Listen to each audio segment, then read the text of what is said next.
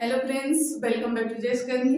कैसे हैं सभी लोग? उम्मीद करते हैं सभी लोग बहुत अच्छे होंगे और अपनी तैयारी को भी लगातार अच्छा कर रहे होंगे। तो देखिए, आज हम लोग बात करेंगे संघ और उनकी राज्य क्षेत्र।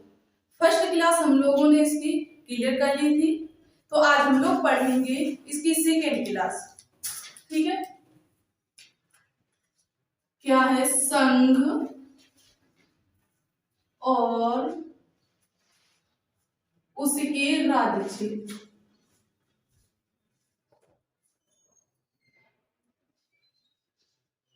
ठीक है, हम लोगों ने अनुच्छेद 1, 2, 3, 4 क्लियर कर लिए थे। तो सबसे पहले हम ये जान लेते हैं कि जो हमारे संघ और राज्य क्षेत्र हैं, ये भाग संविधान के किस भाग में है, इनका उल्लेख और किस अनुच्छेद में किया गया है। तो देखिए, जो हमारे संघ और राज्य क्षेत्र हैं संविधान के भाग 1 में है। इसमें भाग 1 में अनुच्छेद की बात की जाए तो अनुच्छेद हो जाएंगे 1 से लेकर 4 तक। संघ तथा राज्यों का विवरण दिया गया है। ठीक है, इसके बाद हम बात करते हैं संघ और राज्य क्षेत्र की किस अनुसूची के अंतर्गत आते हैं। तो अनुसूची 1, ठीक है, अनुसूची 1 के अंतर्गत बताया गया है कि हमारे देश में 28 राज्य और 8 केंद्र शासित प्रदेश है। ठीक है, इतना क्लियर हो गया। तो हम लोगों नेक्स्ट क्लास में, पिछली क्लास में पढ़े थे हम लोग कि जो हमारे राज्य हैं भारत से किस तरह जोड़े जाएंगे, किस अनुच्छेद में जोड़े जाएंगे, और भारतीय क्षेत्र के किस तरह जोड़े जाएंगे। ठीक है, किस अनुच्छेद में जोड़े जाएंगे। तो आज हम लोग बात करेंगे भाषा के आधार पर राज्यों का पुनर्गठन। भाषा के आधार पर राज्यों का पुनर्गठन। नेक्स्ट पॉइंट बनाइए आप लोग, इसमें पॉइंट हेडिंग डालिए, भाषा के आधार पर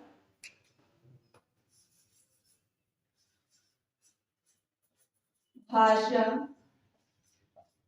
के आधार पर राज्यों का पुनर्गठन। राज्यों का पुनर्गठन।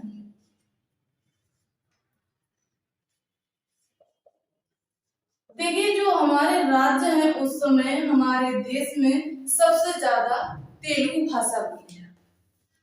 कौन सी भाषा बोली जाती थी? तेलुगु भाषा।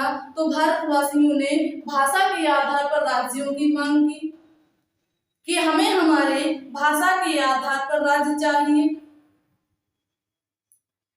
तो हम बात करेंगे इसमें भाषा के आधार पर राज्यों का पुनर्गठन में।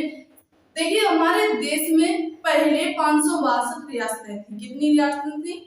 562 रियासतें थी। उनमें से 559 को 4 भागों में बांट दिया गया। कितनी रियासतों को? 559 को कितने भागों में विभाजित कर दिया? 4 भागों में विभाजित कर दिया गया। ठीक है, 500 टोटल रियासतें कितनी थी? तो टोटल रियासतों की बात की जाए तो 562 रियासतें। ठीक है, और इनमें से कितनी रियासतों को 4 भागों में बांट दिया? तो हम कहेंगे 559 रियासतों को, कितनी रियासतों को? 559 रियासतों को 4 भागों में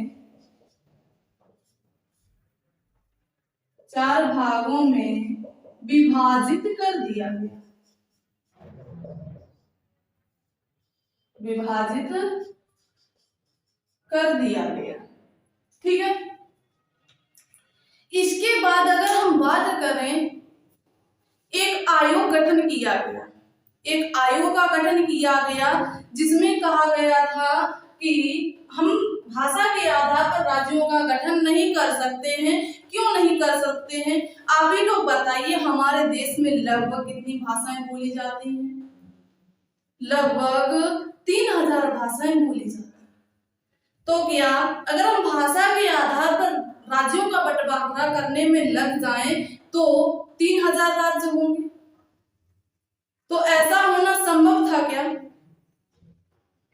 तो भाषा के आधार पर राज्यों का गठन करना या राज्यों को बनाना संभव नहीं था। तो एक आयोग का गठन किया गया। गठन आयोग का नाम है धर आयोग।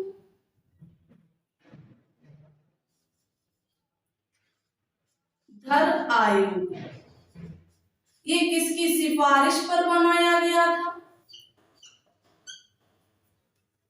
तो उस समय हमारे देश के प्रधानमंत्री थे, राष्ट्रपति थे राजेंद्र प्रसाद। कौन थे? राजेंद्र प्रसाद की सिफारिश पर धर आयोग का गठन किया गया। राजेंद्र प्रसाद की सिफारिश पर किस आयोग का गठन किया गया था?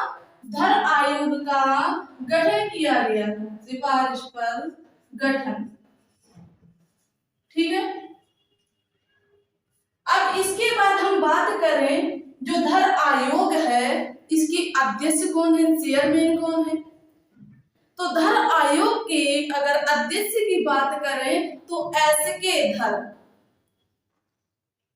क्या नाम है उनका? तो उनका नाम है, अध्यक्ष हैं जो धर आयोग के अध्यक्ष एस.के. धर, इन्हीं के नाम पर धर आयोग का गठन किया गया, ठीक है। तो इसके अध्यक्ष कौन हो गए? इसके अध्यक्ष हो गए धर एस.के. धर, और एक इसकी सिफारिश पर इसका गठन किया गया था। तो हम कह सकते हैं डॉक्टर राजेंद्र प्रसाद की सिफारिश पर धर आयोग का गठन किया गया, ठीक है। और इसका गठन कब किया गया था? तो इसका गठन 27 नवंबर 1947 को किया गया था। जब हम गठन की बात करेंगे तो इसका गठन कब हुआ था? 27 नवंबर 1947 को हुआ था, ठीक है। चलिए, बहुत सी कब किया गया? 27 नवंबर 1947 को धर आयोग का गठन हुआ। अब धर आयोग ने अपनी पहली रिपोर्ट कब पेश की? क्या अगर पूछा जाए, जो धर आयोग है इसने अपनी पहली रिपोर्ट कब पेश की और उस रिपोर्ट में क्या था, किस विषय पर चर्चा की गई थी? तो धर आयोग ने अपनी पहली रिपोर्ट 10 दिसंबर 1948 को पेश की थी। रिपोर्ट पेश, तो हम कह सकते हैं 10 दिसंबर 1948 को की थी, ठीक है। इतना क्लियर हो गया? रिपोर्ट पेश की थी 10 दिसंबर 1948 को। तो इन्होंने अपनी रिपोर्ट में रखा था, कहा था कि राज्यों का गठन भाषा के आधार पर नहीं होगा। जो इसके अध्यक्ष थे धर आयोग एस.के. धर ने कहा था कि राज्यों का गठन किसके आधार पर नहीं होगा? भाषा के आधार पर नहीं किया जा सकता है। राज्यों का गठन भाषा के आधार पर भाषा के आधार पर नहीं किया जा सकता या ना नहीं होगा। ठीक है,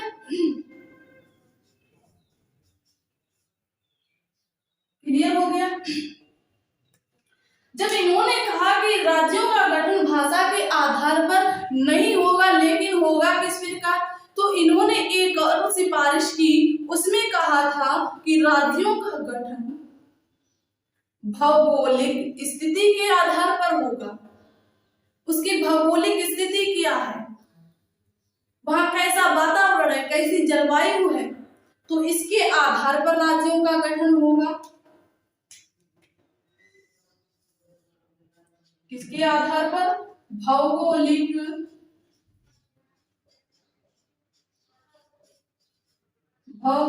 स्थिति के आधार पर।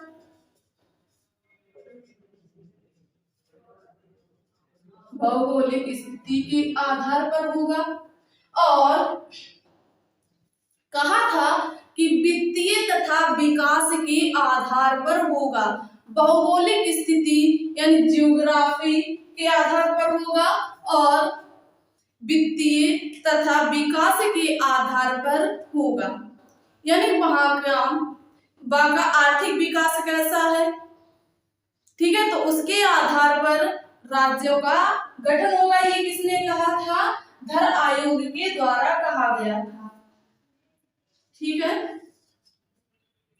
किसके आधार पर? वित्तीय तथा विकास के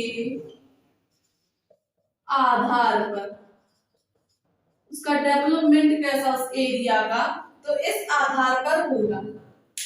ठीक है, तो इतना क्लियर हो गया। धर आयोग के गठन किस सिफारिश के आधार पर किया गया था? तो धर आयोग का गठन राजेंद्र प्रसाद की सिफारिश पर किया गया था। अगर इसके अध्यक्ष की बात की जाए तो इसके अध्यक्ष कौन होंगे? एस.के. धर आयोग के अध्यक्ष हैं। और धर आयोग का गठन कब किया गया? तो धर आयोग का गठन 27 नवंबर 1947 को किया गया था। इसके बाद हम बात करें इसने अपनी रिपोर्ट कब पेश की थी, तो धर आयोग ने अपनी रिपोर्ट 10 दिसंबर 1948 को पेश की थी। तो इन्होंने अपनी रिपोर्ट में क्या कहा था, कौन सी सिफारिश दी थी? इन्होंने कहा था कि राज्यों का गठन भाषा के आधार पर नहीं होगा, लेकिन होगा किस आधार पर? तो इन्होंने कहा कि राज्यों का गठन भौगोलिक स्थिति के आधार पर होगा या वित्तीय विकास के आधार पर होगा। तो हम कह सकते हैं धर आयोग ने क्या है कि धर आयोग ने भाषा के आधार पर राज्यों को बनाने से इनकार कर दिया। इन्होंने अस्वीकार कर दिया। इन्होंने कहा राज्यों का गठन भाषा के आधार पर नहीं होगा। इसके बाद एक और गठन आयोग आया, तो उस आयोग का नाम था पीबीटी। ठीक है, उस आयोग का नाम था जेबीपी।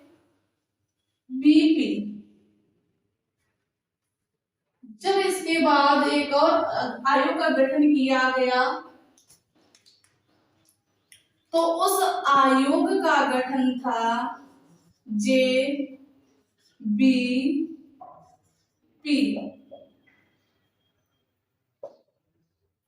आयोग।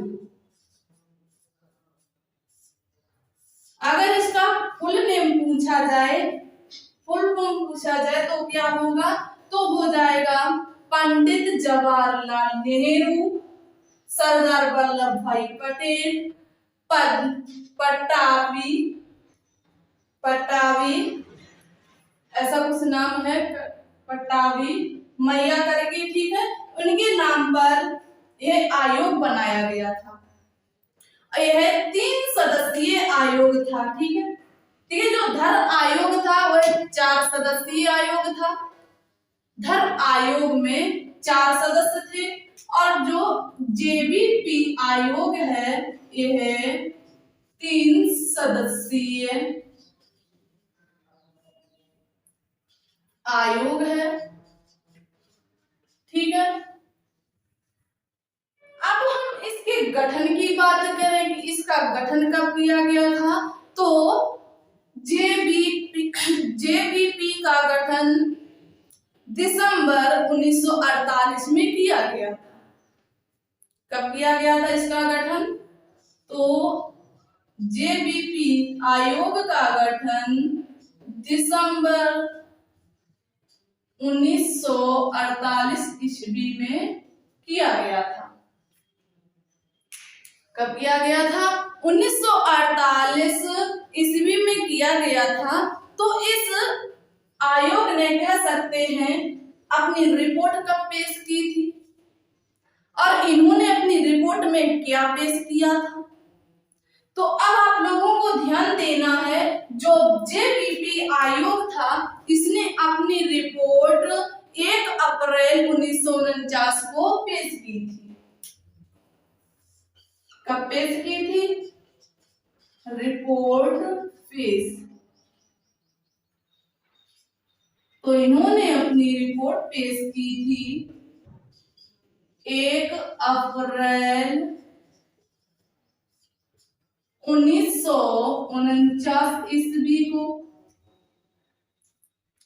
देखिए, तो इसने अपनी रिपोर्ट में पेश क्या किया था, इन्होंने कहा था जैसा धर आयोग की सिफारिश कह सकते हैं, जैसा धर आयोग ने कहा था अपनी रिपोर्ट में पेश किया था, सेम वैसा ही जेबीपी आयोग ने भी पेश किया था। ठीक है, तो धर आयोग ने कौन कौन सी सिफारिश की थी, उन्होंने कहा था कि भाषा के आधार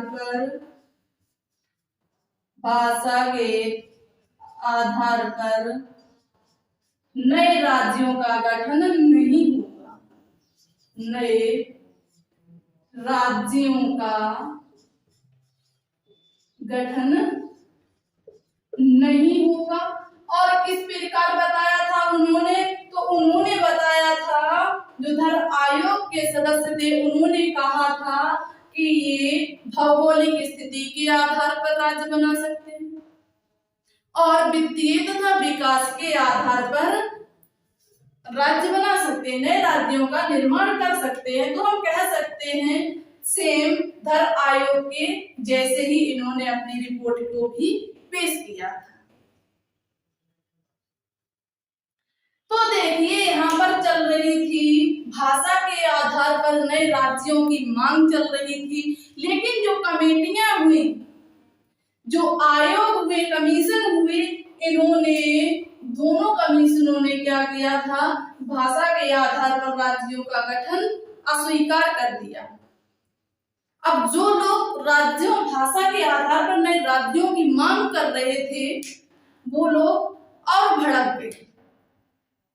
तो उनमें एक सदस्य थे, या कह सकते हैं, अगला पॉइंट बनाइए, ये क्लियर हो गया। जेबीपी आयोग 3 सदस्यीय आयोग था, गठन दिसंबर 1948 को हुआ था, रिपोर्ट पेश 1 अप्रैल 1949 को की गई थी। इन्होंने भाषा के आधार पर नए राज्यों का गठन अस्वीकार कर दिया था। इतना क्लियर हो गया। चलिए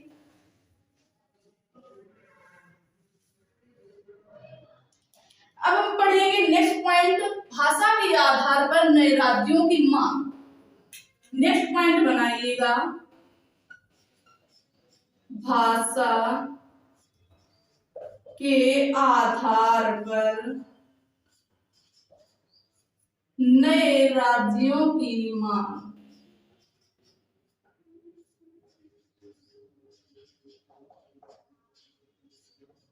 नए राज्यों की मांग, तो भाषा के आधार पर हम कह सकते हैं, जो इसमें अध्यक्ष थे भाषा के आधार पर उन्होंने मांग की थी, उनकी मांग को अस्वीकार कर दिया था। तो ये किसने की थी, सर्वप्रथम भाषा के आधार पर नए राज्य की मांग किसके द्वारा की गई थी, तो हम कह सकते हैं उनका नाम है पोटी रामुली, ठीक, ऐसा कुछ नाम पोटी श्री रामुलू जी, ठीक है, नोट कर लीजिएगा, पोटी श्री रामुलू जी।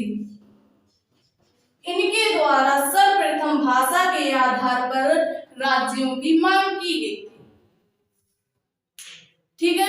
जब इनके कह सकते हैं इनकी बात को अस्वीकार कर दिया गया तो इन्होंने आमरण अनशन दे दिया। इन्होंने कहा कि अगर हमको नए भाषा के आधार पर हमको राज्य नहीं दिया जाएगा तो हम आमरण अनशन ले लेंगे।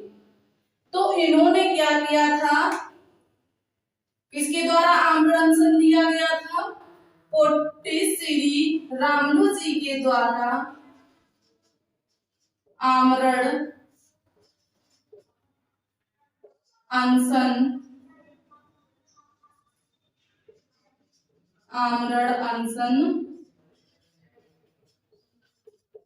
ले लिया गया।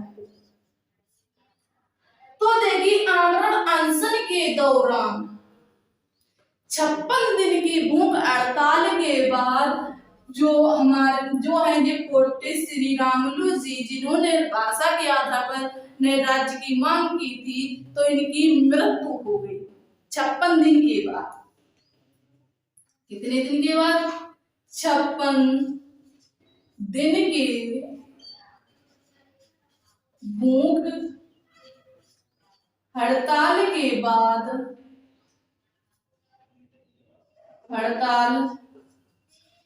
बाद इनकी मृत्यु हो गई।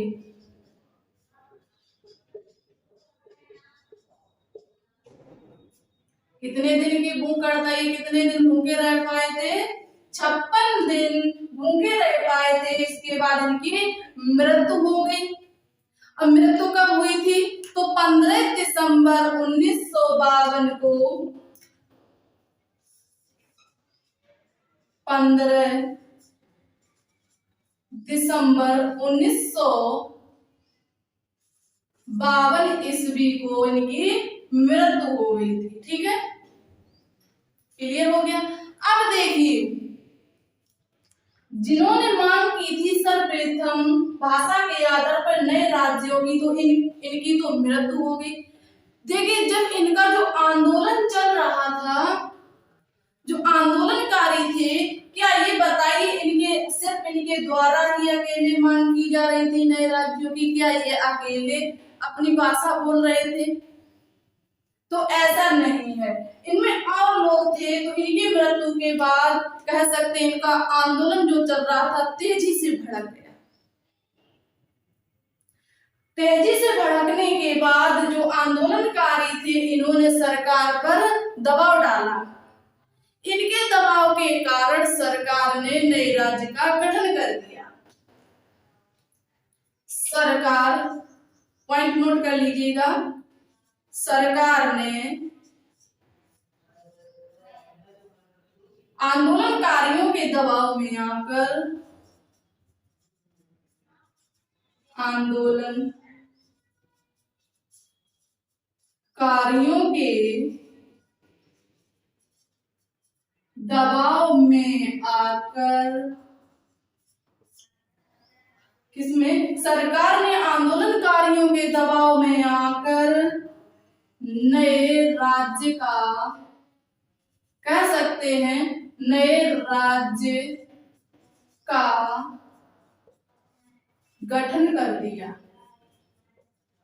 और किस आधार पर किया, तो मांग किस आधार पर चल रही थी, भाषा के आधार पर, तो तेलुगु भाषा के आधार पर। किस भाषा सबसे ज्यादा उस समय हमारे देश में, तेलुगु भाषा बोली जा रही थी।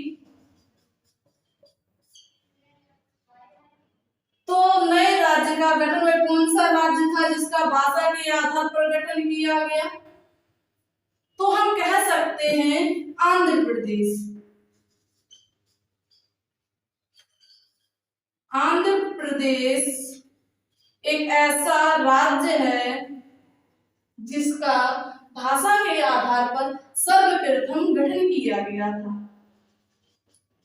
भाषा के आधार पर सर्वप्रथम गठन किया गया। कौन सा राज्य हो जाएगा?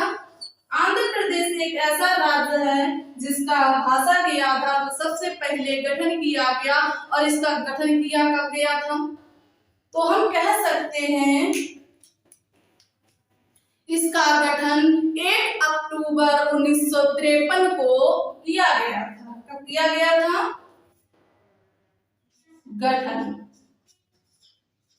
गठन किया गया था 1 अक्टूबर 1953 ईस्वी को। ठीक है, कब किया गया था आंध्र प्रदेश का गठन भाषा के आधार पर? तो 1 अक्टूबर 1953 को भाषा के आधार पर आंध्र प्रदेश का गठन कर दिया गया। अब देखिए, जब एक राज्य का गठन हो गया भाषा के आधार पर, तो भाषा के आधार पर राज्यों की मांग तेजी से बढ़ गई।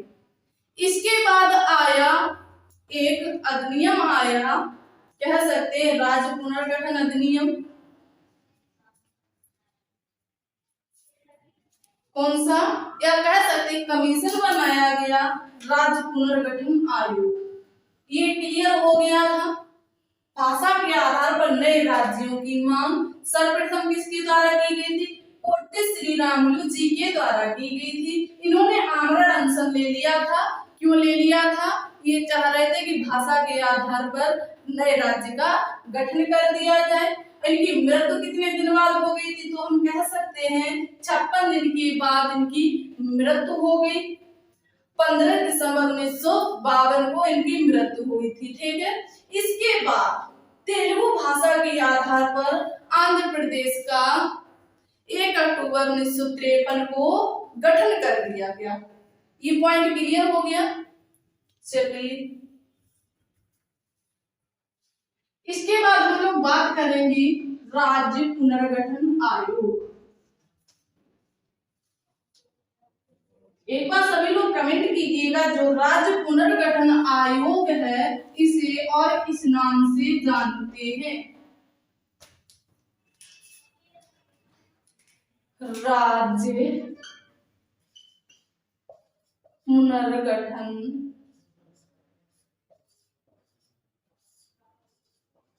आयोग क्या है? राज्य पुनर्गठन आयोग। ठीक है, राज्य पुनर्गठन आयोग, इसे और किस नाम से जानते हैं? तो राज्य पुनर्गठन आयोग को फजल अली आयोग के नाम से भी जाना जाता है।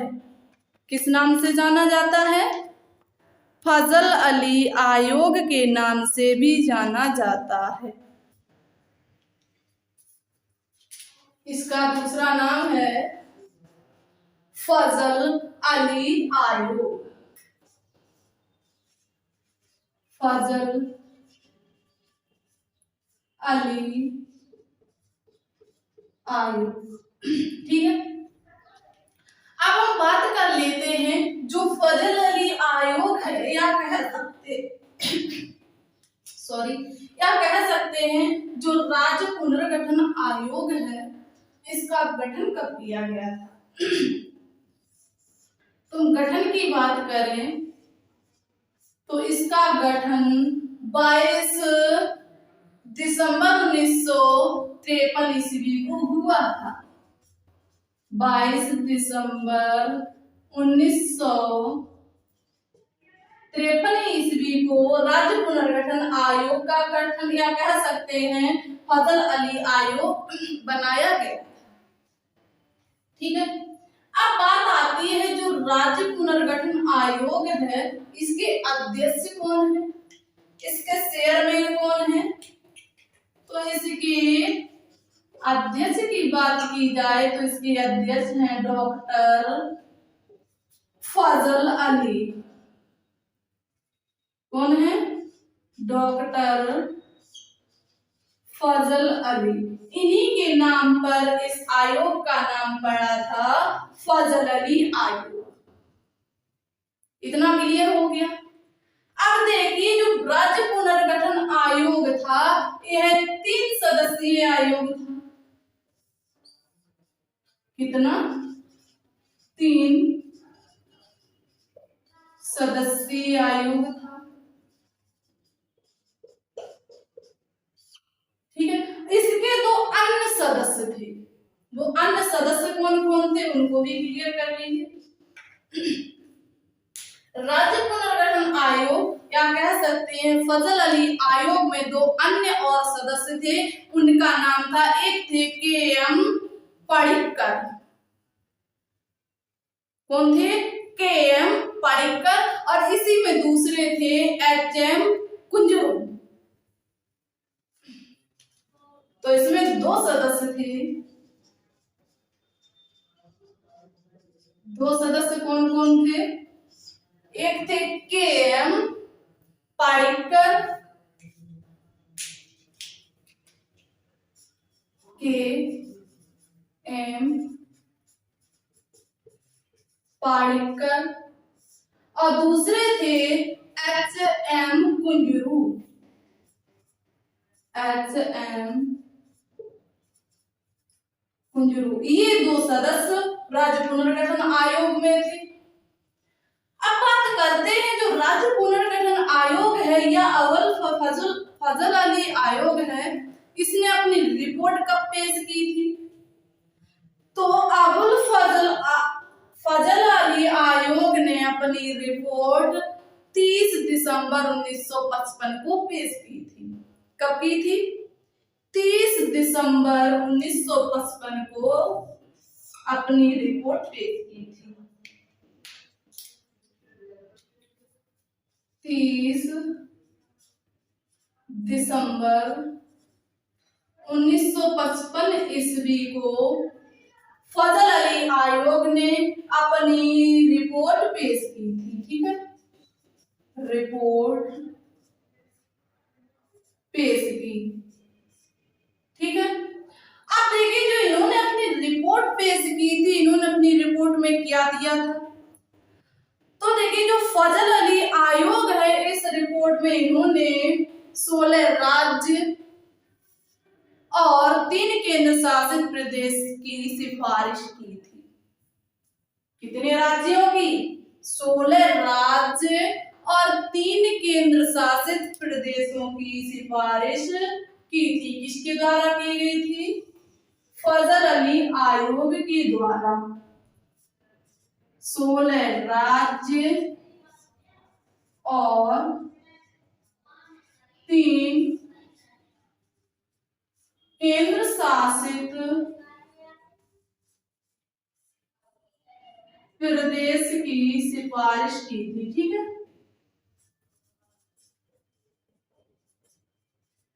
सिफारिश की थी। क्लियर हो गया। अगर पूछ दिया जाए कि फजल अली आयोग द्वारा कितने राज्यों की सिफारिश की गई थी, तो हो जाएंगे 16 और 3 केंद्र शासित प्रदेश। ठीक है, कह सकते हैं 16 स्टेट और 3 यूनियन टेरिटरी। ठीक है, क्लियर हो गया। और इसने अपनी रिपोर्ट कब पेश की थी? 30 दिसंबर 1955 को फजल अली आयोग ने अपनी रिपोर्ट पेश की थी। इसमें 2 अन्य सदस्य कौन कौन थे? के.एम. पडिक्कर और एच.एम. कुंजरू, ये अन्य 2 सदस्य थे। ठीक है, जो फजल अली आयोग है इसका गठन कब हुआ था? 22 दिसंबर 1953 को इसका गठन हुआ था। इतना क्लियर हो गया। चलिए, तो आज की क्लास यहीं तक। उम्मीद करती हूँ आप लोग क्लास अच्छे से क्लियर हो गई होगी। देखिए हमने आपको बताया, अगर आपको क्लास समझ में आती है तो कमेंट सेक्शन में कमेंट कीजिएगा आपको क्लास कैसी लगती है। ठीक है, अगर कोई डाउट रह जाता है तो अपने डाउट को कमेंट सेक्शन में अपना डाउट लिखिए, फिर उसको हम क्लियर कर देंगे। ठीक है, ऐसा नहीं है कि क्लियर नहीं किया जाएगा, क्लियर किया जाएगा। तो फिर मिलेंगे हम लोग नेक्स्ट क्लास में नेक्स्ट टॉपिक के साथ।